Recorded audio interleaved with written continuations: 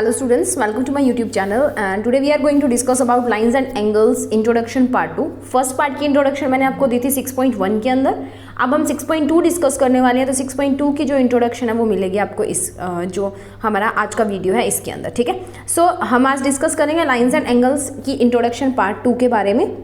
So start करते हैं आज का video. Now one by one हम जो भी आपके कंसेप्ट्स आने वाले हैं 6.2 के अंदर उनको डिस्कस करेंगे. तो मूव करते हैं फर्स्ट पार्ट की तरफ. आज का जो हमने टॉपिक्स डिस्कस करने हैं इसके अंदर पेयर्स ऑफ लीनियर एक्सियम्स हम डिस्कस करेंगे. एक्सियम्स क्या होते हैं ये मैं आपको जब यूक्लिड्स ज्योमेट्री है वो डिस्कस करेंगे तब बताऊंगी डिटेल के अंदर एक्सियम्स क्या होते हैं. एक्सियम्स क्या होते हैं, वो चीज़ें होती है जिनको जनरली प्रूव करने की जरूरत नहीं पड़ती. जैसे हमने बोला कि लीनियर पेयर्स जो होते हैं उनका सम करते हैं तो 180 डिग्री आता है. स्ट्रेट एंगल है वो 180 डिग्री का होता है. कंप्लीट एंगल जो है पॉइंट के अराउंड बनता है, जो क्लॉक का पूरा एक कंप्लीट 1 घंटा पूरा होने पे जो एंगल बनता है 360 डिग्री का बनता है. ठीक है, सो या वर्टिकली अपोजिट एंगल्स जो है वो इक्वल होते हैं. तो ये कुछ स्टेटमेंट्स होती हैं जिनको एक्सेप्ट कर लिया जाता है कि हमें प्रूव नहीं करना पड़ता. जैसे हम बात करते हैं अगर थ्योरम की, तो थ्योरम को प्रूव करके दिखाना पड़ता है. जैसे पाइथागोरस थ्योरम की बात कर रहे हो, चाहे रिमाइंडर थ्योरम की बात थी, फैक्टर थ्योरम की बात थी जो हमने की थी.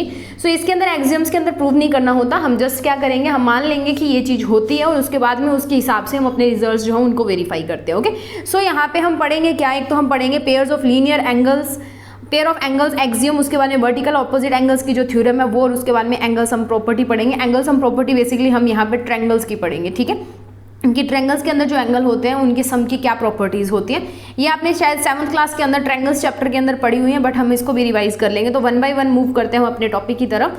तो सबसे पहले हम चलते हैं, हमारा जो फर्स्ट टॉपिक है दैट इज पेयर्स ऑफ, जो हमारे पास linear pairs of angle axioms बनते हैं उसके ऊपर हम जाएंगे. तो पेयर्स ऑफ एंगल एक्सियम्स में क्या होता है कि ये चीज़ मैंने आपको 6.1 में बताई थी कि कोई एक स्ट्रेट लाइन जा रही है और उसके ऊपर अगर एक कोई रे है वो स्टैंड कर रही है, तो वहाँ पे जो एंगल बनेगा उनका जो सम होगा, ये एक स्ट्रेट एंगल बनता है और इसका सम क्या होगा, 180 डिग्री होगा. यही चीज़ इसने फर्स्ट पॉइंट के अंदर हमने लिखी है.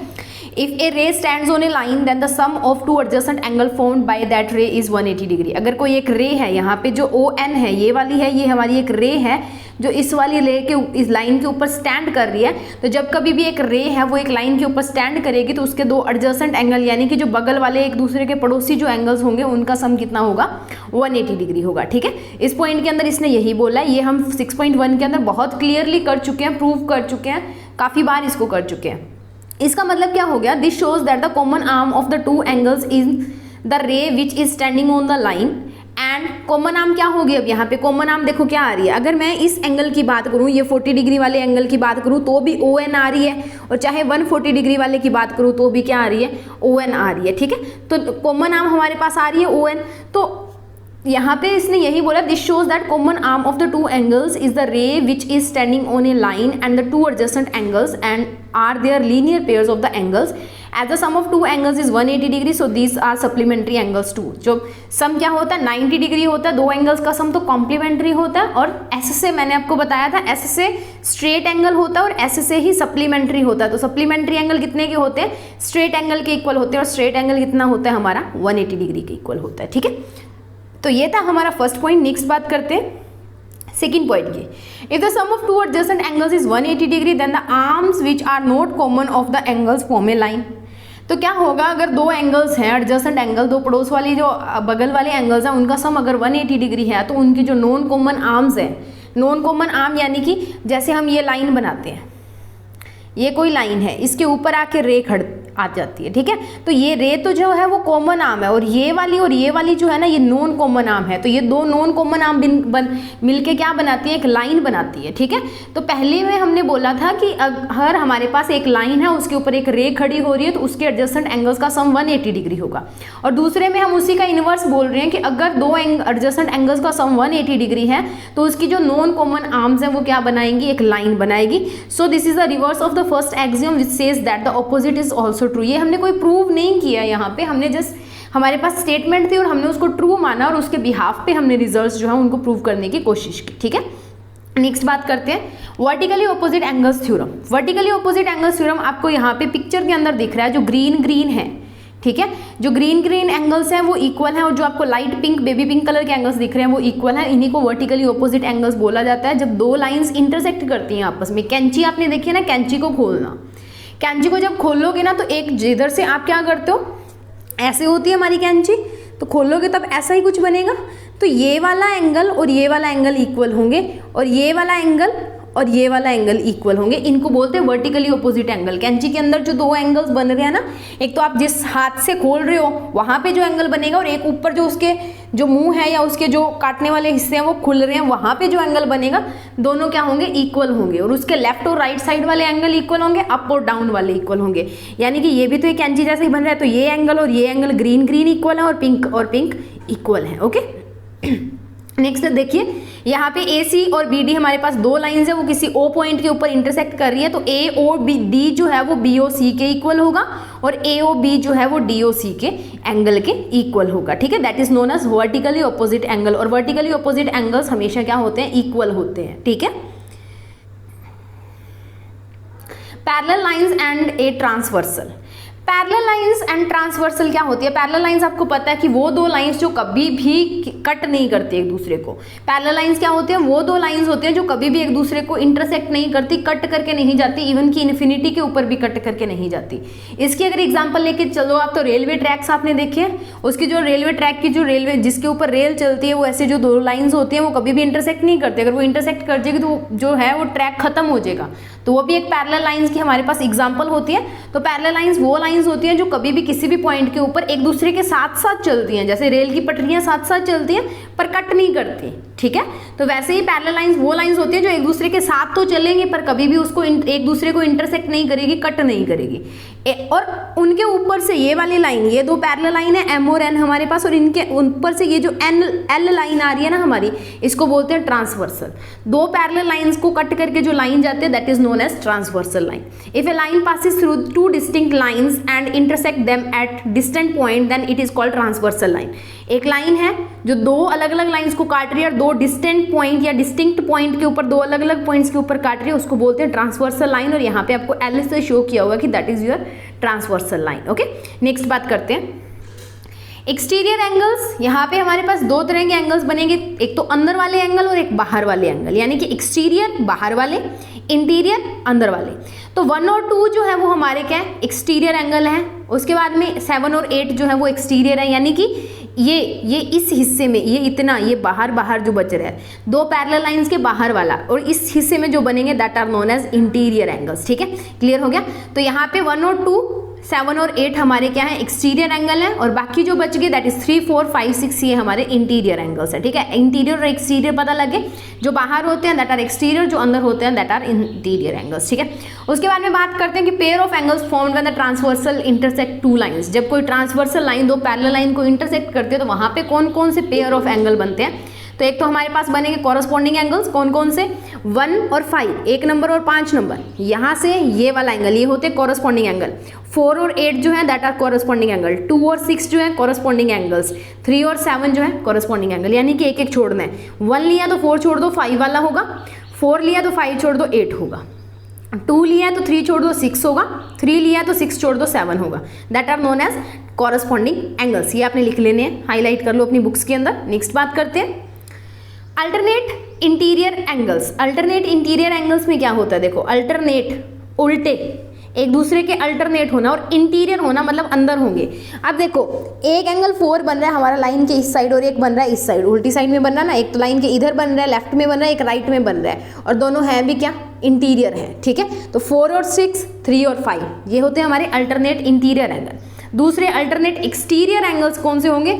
जो बाहर बनेंगे। ठीक है, दो पैरेलल लाइन से बाहर बनेंगे, ये चीज याद रखनी है, इस वाले एरिया के अंदर बनेंगे, यहाँ पे और यहाँ पे। ओके, सो यहाँ पे देखो 1 और 7, आप अंदर वालों को भूल जाओ, अंदर वाला है ही नहीं आपके पास कोई। 2 और 8 जो बिल्कुल उल्टे बन रहे हैं। ठीक है, एक इधर है तो एक इधर है, एक इधर है तो एक इधर है। ठीक है, तो बिल्कुल जो उल्टे उल्टे अल्टरनेट। इंटीरियर बोलना है तो दो लाइंस के बीच वाला पार्ट आप लेके चलोगे। एक्सटीरियर बोलना है तो बीच वाला भूल जाओ, बाहर वाला लेके चलोगे। 1, 7, 2, 8 इधर हमारा बनेगा 4, 6, 5, 3। ओके, क्लियर हो गया? नेक्स्ट बात करते हैं interior angles on the same side of the transversal. कुछ इंटीरियर एंगल्स जो सेम साइड पे बनते हैं ट्रांसवर्सल के, देखते 4 और 5 बन रहे हैं, 3 और 6 बन रहे हैं। ठीक है, क्लियर हो गया? नेक्स्ट बात करते हैं ट्रांसवर्सल एक्सियम्स की, यानी कि ट्रांसवर्सल लाइन जो कट करके जाती है उसके रिगार्डिंग हमारे पास क्या क्या एक्सियम्स है, क्या क्या हमारे पास स्टेटमेंट्स जो है वो हम लेके चलते हैं।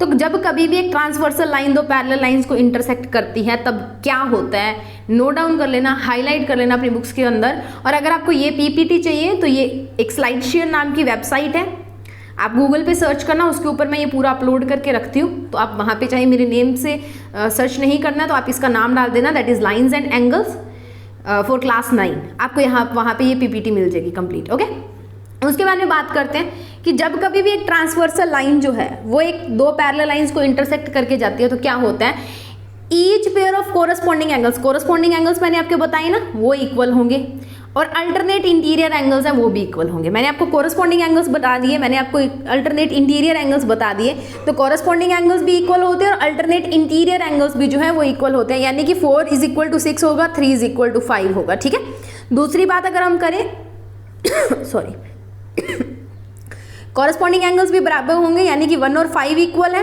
2 और 6 इक्वल है, 4 और 8 इक्वल है, 3 और 7 इक्वल है। ठीक है, तो जब कभी भी एक ट्रांसवर्सल लाइन दो पैरेलल लाइंस को इंटरसेक्ट करती है तो उसके अंदर जो कॉरस्पॉन्डिंग एंगल्स है वो इक्वल होते हैं, प्लस अल्टरनेट इंटीरियर एंगल्स क्या होते हैं, इक्वल होते हैं। 2 पॉइंट्स हो गए। नेक्स्ट बात करते हैं, each pair of interior angles on the same side of the transversal will be supplementary. Her side का जो इंटीरियर एंगल होगा, interior angle on the same side of the transversal, same side का मतलब क्या है कि अगर ये ट्रांसवर्सल है ना तो हम इस साइड की बात करें तो ये साइड, इसकी बात करिए तो ये नहीं है कि एक एंगल तो आपने यहाँ पे उठा लिया, एक तो आप ये वाला एंगल ले रहे हो और एक ये वाला ले रहे हो। ठीक है, ये नहीं लेना हमने, इसने बोला कि each pair of interior angles, अंदर वाले, सिर्फ अंदर वाले, ये इसके बीच वाले, और सेम साइड ऑफ ट्रांसवर्सल, ये जो ट्रांसवर्सल लाइन जा रही है इसकी सेम साइड पे, एक ही साइड पे जो एंगल्स होंगे उनका सम कितना होगा, 180 डिग्री होगा। जैसे 118 + 62 करोगे, चाहे 118 + 62 इसका कर लो, तो इंटीरियर एंगल्स का सम हमेशा क्या होगा, 180 डिग्री होगा, यानी कि सप्लीमेंट्री होने का मतलब क्या होता है, सम इज 180 डिग्री। ओके, नेक्स्ट बात करते हैं, if a transversal lines intersect two lines in such a way that corresponding angles are equal, then these two lines will be parallel to each other। अगर कोई ट्रांसवर्सल लाइन, अब हम उसका उल्टा कर रहे हैं, पहले हमने बोला कि एक ट्रांसवर्सल लाइन दो पैरेलल लाइंस को इंटरसेक्ट करेगी तो corresponding एंगल्स इक्वल होंगे, इंटीरियर एंगल्स जो है वो अल्टरनेट इंटीरियर एंगल्स इक्वल होंगे, और जो इंटीरियर एंगल्स होंगे सेम साइड पे उनका जो वो क्या होंगे, सप्लीमेंट्री होंगे, यानी कि उनका सम अगर आप लोगे तो 180 डिग्री आएगा। अब उल्टा चलो कि अगर कोई एक लाइन है, ट्रांसवर्सल लाइन है, वो इंटरसेक्ट करती है लाइंस को, अगर उसके कॉरस्पॉन्डिंग एंगल इक्वल हैं दैट मीन्स कि वो दोनों लाइंस जो है वो क्या होंगी, पैरेलल होंगी। अगर उसके अल्टरनेटिंग इंटीरियर एंगल्स इक्वल हैं तो भी वो दो लाइंस पैरेलल हैं। अगर इंटीरियर एंगल्स जो सेम साइड पे बन रहे हैं ट्रांसवर्सल के वो सप्लीमेंट्री हैं तो भी वो पैरेलल लाइंस है। तो आपको उल्टा भी दिया जा सकता है और आपको सीधा भी दिया जा सकता है। ठीक है, आपको ये चीज़ें भी दी जा सकती है, आपको पीछे वाली चीज़ें भी दी जा सकती है। ठीक है, सो नेक्स्ट बात करते हैं, एग्जाम्पल की बात कर लेते हैं। अब यहाँ पे आपको निकाल के बताती हूँ, हमने एग्जाम्पल ले ली, उसके अंदर DGH हमने फाइंड आउट करना, दैट इज DGH यहाँ पे आपको शो करके दिया हुआ है कि DGH ये वाला एंगल हमने फाइंड आउट करना है। ठीक है, तो DGH कैसे फाइंड आउट करोगे, अब सब हम यहाँ पे ये लेके चलेंगे कि AB जो है वो पैरेलल है किसके, CD के, और EH क्या है, एक ट्रांसवर्सल लाइन है। अब ये जो ट्रांसवर्सल लाइन है तो इसमें क्या होता है, कॉरस्पॉन्डिंग एंगल्स इक्वल होते हैं, कॉरस्पॉन्डिंग एंगल्स ले लो यहाँ पे चाहे तो, या आप क्या करोगे यहाँ से अगर निकालो तो EFB ये वाला एंगल प्लस BFG ये वाला एंगल लीनियर पेयर बनाएंगे एक, क्योंकि ये एक लाइन जा रही है, इसके ऊपर ये एक लाइन पड़ी है, तो ये क्या होगा, स्ट्रेट एंगल होगा। ठीक है, ये एक स्ट्रेट एंगल हुआ तो इन दोनों का सम कितना हो गया, 180 डिग्री। अगर इसका सम 180 डिग्री है तो 180 डिग्री माइनस 133 करो, कितना आ गया, 47। अब ये 47 है तो ये और ये कॉरस्पॉन्डिंग एंगल्स बन गए। कॉरस्पॉन्डिंग एंगल्स क्या होते हैं, इक्वल होते हैं। ठीक है, ये और ये चाहे आप ऐसे निकाल लो, अगर आपको ये ऐसे नहीं निकालना है तो अगर ये क्या है 133 है तो ये भी तो 133 आया। अगर ये 133 है तो इन दोनों का सम कितना हो गया, एक लाइन के ऊपर बन रहे हैं, ट्रांसवर्सल लाइन के ऊपर, तो स्ट्रेट एंगल होंगे और स्ट्रेट एंगल का सम क्या होता है 180 डिग्री। तो 180 डिग्री में से 133 माइनस करना, आपके पास आंसर आ जाएगा, that is DGH is equal to 47 degree. Okay, next बात करते हैं।